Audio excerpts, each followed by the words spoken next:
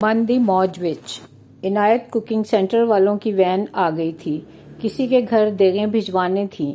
عنایت نے فضل سے مخاطب ہو کر کہا، پہلے یہاں ان کو پہنچا دو، یہ اشتہاروں والا کام بعد میں کر لینا۔ میں نے ایک دو لوگوں کو کہہ دیا ہے، تمہاری مدد کریں گے اشتہار لگانے میں۔ فضل نے کچھ سوچا مگر پھر جلدی سے وین میں دیگیں لکھوا دیں اور روانہ ہو گیا۔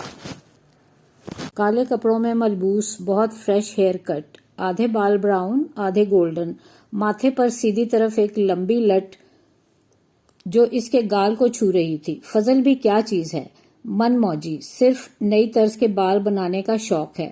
اس کا باپ اس کے بچپن میں ہی فوت ہو گیا تھا۔ اب یہ 3 بھائی اور ایک دل جلی سی ماں۔ زبیدہ بھی کیا کرے، چھوٹی سی عمر میں بیوگی دیکھنی پڑی۔ شکر ہے خالہ کلثوم نے کچھ مشین کا کام سکھا دیا تھا۔ منور کے انتقال کے بعد وہی کام آیا، گزر بسر ہوتی رہی۔ ایک دن جنت بھابی کلثوم خالہ کے ساتھ ملنے آئیں اور خالہ سے بولیں، بڑے شوق سے مشین جہیز میں دی تھی زبیدہ کو، سلائی مشین ہوتی ہی منوس ہے، کیسے گلے پڑ گئی بیچاری کے۔ بھابی پٹاخہ چلا کر چلی گئیں۔ زبیدہ کتنی اداس ہو گئی۔ کبھی تینوں بچے زبیدہ کو بوجھ لگتے، ان میں سے کسی کا بھی پڑھنے کا ارادہ نہیں تھا۔ فضل ابھی 11-12 سال کا ہی تھا کہ اس کے باپ کے ایک دوست نے اسے موٹر مکینک کی دکان پر کام سیکھنے کے لیے رکھوا دیا۔ زبیدہ نے سکھ کا سانس لیا۔ فضل کام پر جانے لگا۔ کاشف موٹر مکینک کو گالیاں دینے کی اتنی بری عادت تھی، فضل جیسے 2 اور لڑکے بھی اس کے پاس کام کرنے آتے تھے۔ بچوں پر کاشف کا ہاتھ اکثر اٹھ جاتا، دوپہر کا کھانا اور 200 روپے روز۔ 2 مہینے تک تو یوں ہی کام چلتا رہا۔ اس نے اپنی ماں کو کب بتایا تھا کہ کون سے پل صراط سے گزر کر یہ 200 روپے ملتے ہیں۔ ایک دن صبح فضل کام پر جانے کے لیے نہیں اٹھا۔ زبیدہ نے آواز دی، بیٹا چائے پراٹھا بنا دیا ہے، آج کام پر نہیں جانا؟ ماں نہیں جانا کاشف کے پاس، اتنی گالیاں، برداشت ختم ہو گئی ہے۔ بیٹا کام کرنا ہے تو برداشت تو کرنا ہے۔ ماں اگر مکینک نہ بھی بنا تو کیا کچھ اور کر لیں گے۔ فضل کے سر سے پانی گزر چکا ہے، اب یہ وہاں نہیں جائے گا۔ ماں خاموش ہو گئی۔ ابرار رکشے والے کا گھر فضل کے گھر کے سامنے تھا۔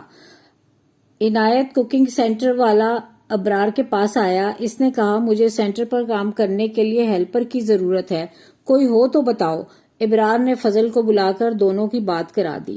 اس نے سوچا ابرار تو اچھا ہے، اس کا دوست بھی اچھا ہی ہوگا۔